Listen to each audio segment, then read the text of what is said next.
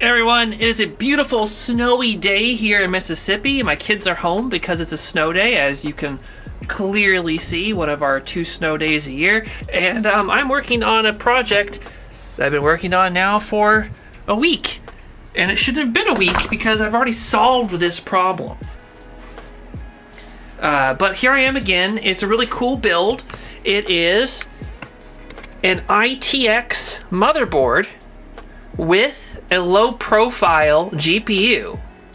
Okay, so this is an impossible build. It should not fit, but it does. I'm going to show you how. DP pass-through requires a lot more bandwidth from your riser than you would typically need, because I was getting almost half the speeds when I was using lower protocol PCI Express like I normally do. And I was doing it for compatibility reasons. I was really struggling getting this GPU to work with a PCI 4X 3.0 riser. It was really flaky. Long story short, you know, you got to use a faster riser with higher protocol if you're going to use DP pass-through. Invaluable tool, GPU Z. Also want to give a shout out to Drew for being with me and suffering with me as we tested and confirmed different things over the past week. It's solved now. I'm really happy with the results. All right, so I'm going to show you how all this slots in. It's pretty tricky to finesse it in here. I know this is a pretty lazy kind of video, but it's an important video because a lot of people want to put a mini ITX motherboard with a GPU and the Tiny. Okay, so before we start throwing this into a Tiny, let's go over the parts and pieces and what's all here. This is a ASUS ROG B650i-E motherboard, and originally we chose it kind of because you can take off this superstructure of the audio and the M.2 slot and take off this heatsink, and then you have the Wi-Fi, and you have this big old chunk of empty space where you could actually put the graphics card, boom, kind of like an STX board with the I out at the back. We even made and designed bezels for it, and one customer went with this route. This was nice, but it has some drawbacks. For one, you have to really cover up the fan. So without modding the cooling capability, I just decide that was a no-go. The second method is a member on the Discord who used a similar motherboard. He might have used this motherboard actually, and used a 16X riser and folded it and squished it and chopped some stuff and put a GAN underneath it and had the graphics card in the front. But again, that has drawbacks because you're again covering up the fans on the GPU and you're smushing a lot of stuff in together. So I really thought there has to be a simple way to do this for the average builder, and there is. It just requires, again, special parts, but there's just really no way around that when you're dealing with these small form factor builds. But that's pretty much the fun. Right now I have it working with this PCI 4.0 riser. It's in this M.2 PCI 4X slot on top, and it's going to fold over, hopefully not pinch anything, and get kind of squished over a little bit like so. And that's going to allow for the GPU to get in there. I really hope that this fits. I haven't actually done it yet. We're going to find out, and it's going to be on camera. I do have my RAM notched. As you can see, this was done originally to fit the graphics card in when I was going to be fitting it towards the back. DDR5, you can notch it. You just have to be careful that this control board the control parts on top, that there's not traces going to the top row. That's what this is for. In my case, I found RAM that was blank. You can actually see on the back that the traces are blank over here. So I was just able to easily notch it out with a Dremel. but it actually is going to be, it's going to be helpful for my build here, because when I fold the riser over, I'm going to have that notch to really jam things in there. It'd be a little bit harder if I didn't have that notch there.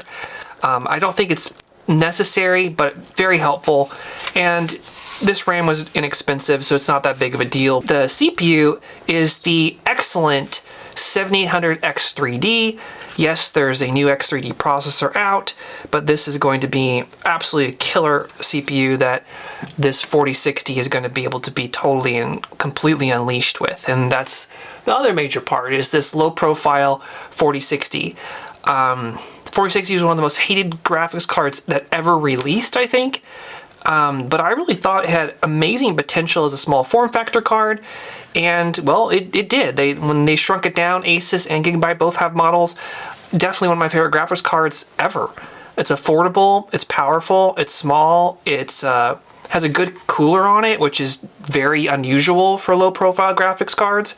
And I have a super ultra high detailed model on my Patreon that you can use to craft a water block or cut up your own cooler if you need to. All right, for power, this is kind of where things get a little bit exciting. This is Meanwell's new 300 watt power supply.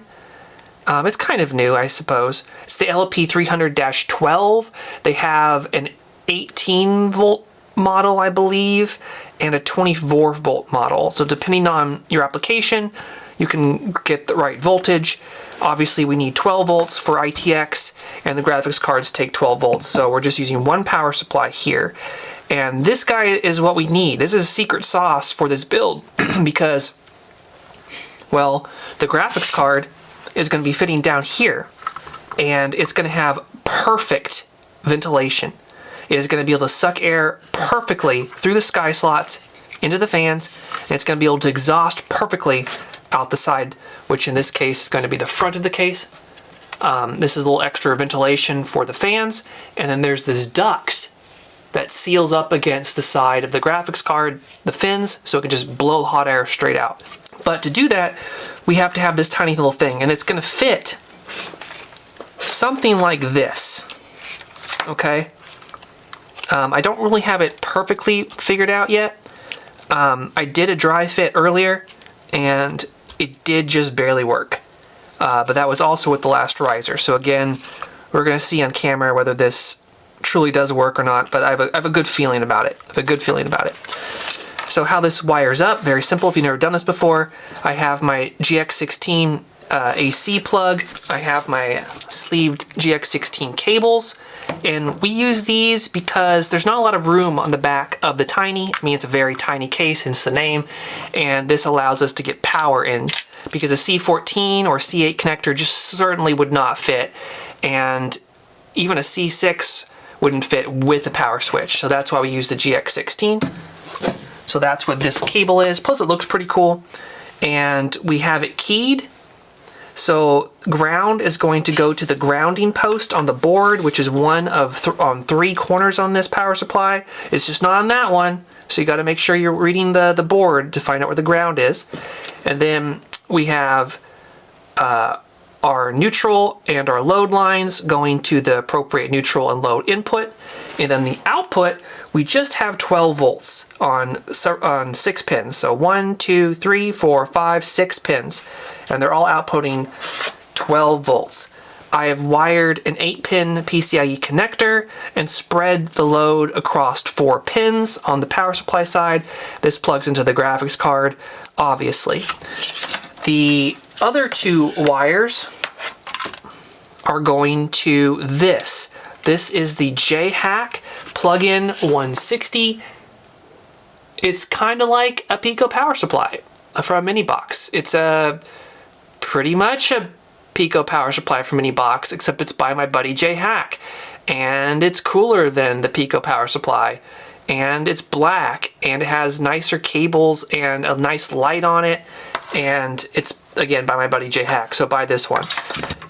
It's not expensive. The only problem is that he does not have stock quite frequently, but he has a new version coming out. I think it's a 200 watt version, but this is totally fine for our application.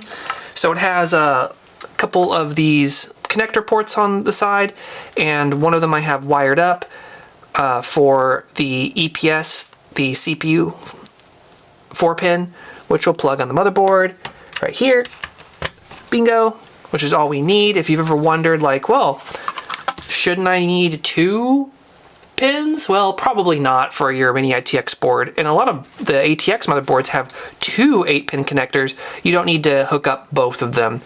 This motherboard will actually throw a warning out. It will say, hey, you probably should use all the pins on it, but you really don't for this CPU.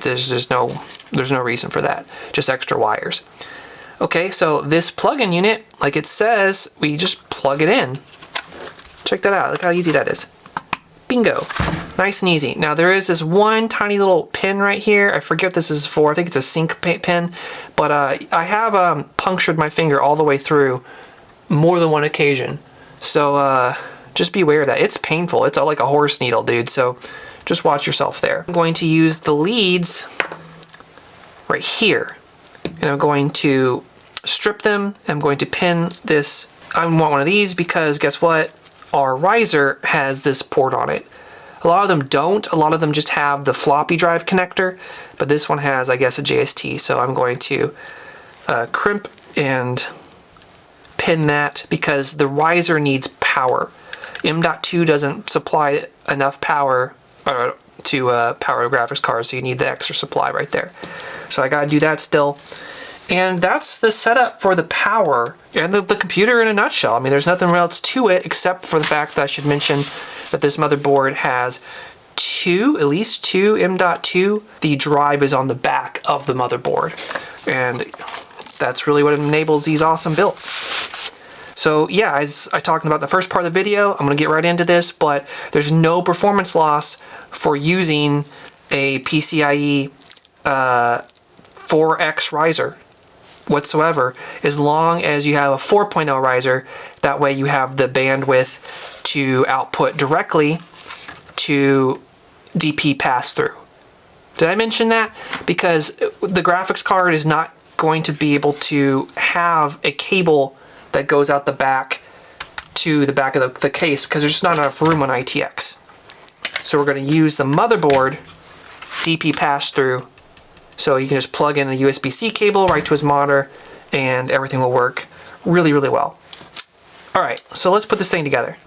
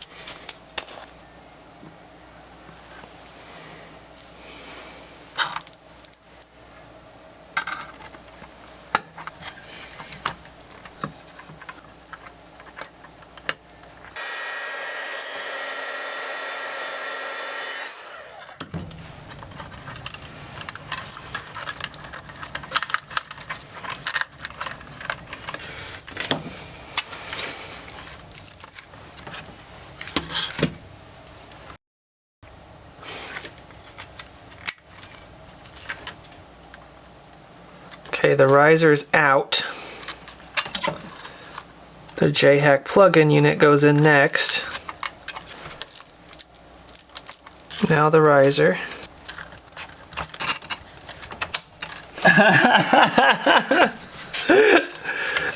Oh, this is the tightest build I have ever done.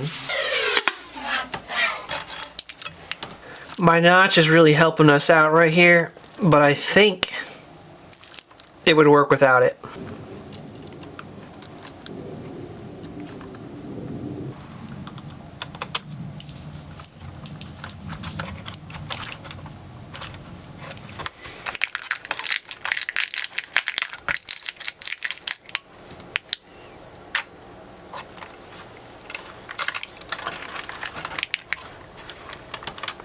Okay, I'm not gonna get too crazy with cable management quite yet as far as tucking and hiding and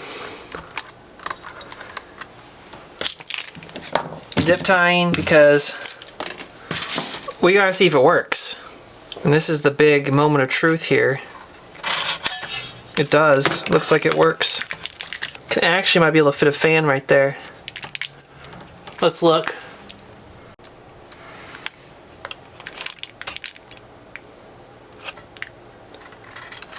That's nuts. I'm gonna be able to fit a fan. Sometimes the simplest solution is the best.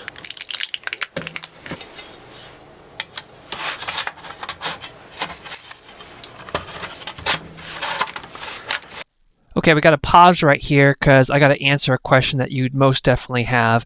How is the power supply mounted? And what you can't see from this top-down flattened perspective is that the power supply cannot go anywhere. It sits on top of the NHL9A, so it can't move towards the CPU fan. It can't move towards the graphics card because it will hit the back PCB of the riser. With the Silverstone fan installed, 50mm slim fan, it actually rides against the side brace of the S4 Tiny, so it can't move in that direction. And finally, the last direction it could move on the 2D plane would be for the rear, which it can't do because of how the riser folds, so it can't move or slide backwards. So it's completely captured in a 2D space. For a 3D space, obviously, it cannot go down any because it's resting very well on the Capcom tape, the riser, and that whole setup right there. And it can't go up because the 3D printed insulator touches the side panel, so it presses in there. So there's no place that the power supply can move when it's done. Okay, I put some Capcom tape and then I put some heat loom tape just to hide the Capcom tape because it looked kind of ugly over it. But this is like a precaution on top of precaution. Let me show you something real quick. Of course, if I got like a screwdriver, it connects the two leads, it beeps. But check this out.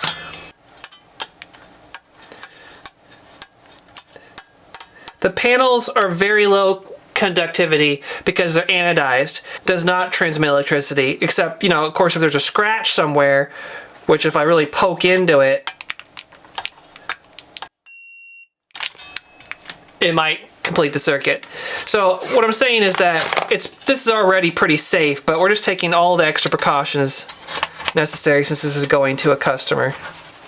So I'm gonna put a little piece right there.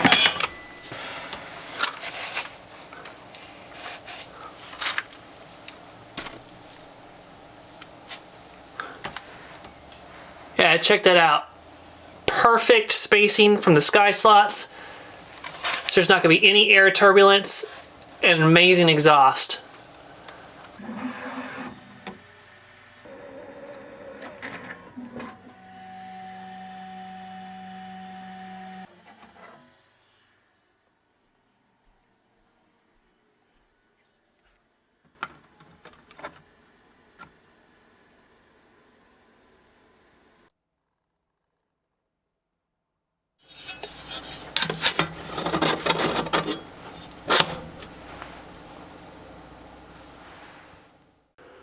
Extremely high.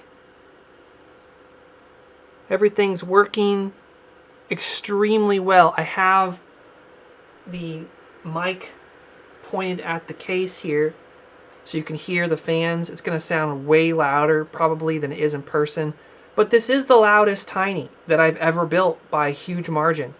Most of the time our Tiny builds are really, really quiet. But the customer said, no, I want all the power in the tiniest space possible and make it loud and stable and fast. So that's what it is. There's no undervolting on this at all. So there's a good room for improvement, but it's kind of a trade-off you get when you're drawing 50 watts peaking there from a computer case this tiny. This is so tiny. I loved building it. It was a challenge. There's nothing really special about what I did here. And that's the point. This is my version of a build that other people have done. Hooligan, Ikari, Puff, Gabriel, everyone that's worked on a layout like this, you know, thank you for forging ahead on the ITX plus GPU in a tiny path. I really dig this bezel design though. As you can see, it seals against the fins of the 4060. Kind of dark in there actually. So all the exhaust just can come right out, but it still can pull air in through this side. And check out the back side. Again, pretty dark. You can see the fan hubs though. There's tons of room, almost 2 inches to the fan blades. And that's gonna make the tone of this air whooshing past the sky slots much more tolerable. Shout out to NOCN again for this sick monitor. I've been loving using this thing. It's 4K OLED. It's a touchscreen. It has battery, so you don't need to have it plugged in all the time. And I can just fold it up and put it in my drawer when I'm done with it. Absolutely love it. And this, while I'm talking about it, this little cable. Check this out. I'm gonna buy a couple more of these in different data types, but it's magnetic. So it just rolls up super neatly on your desk. And I really want to replace all my video cables with them because this is nasty. This is awesome. Pretty cool because you can just put it on your tool chest. Don't have to lose it.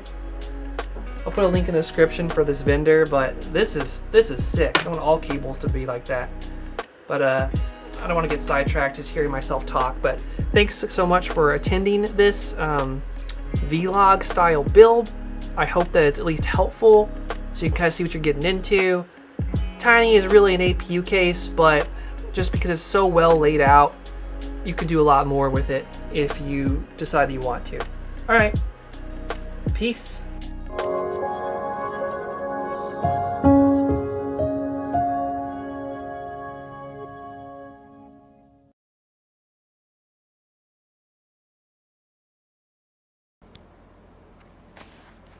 Okay. What?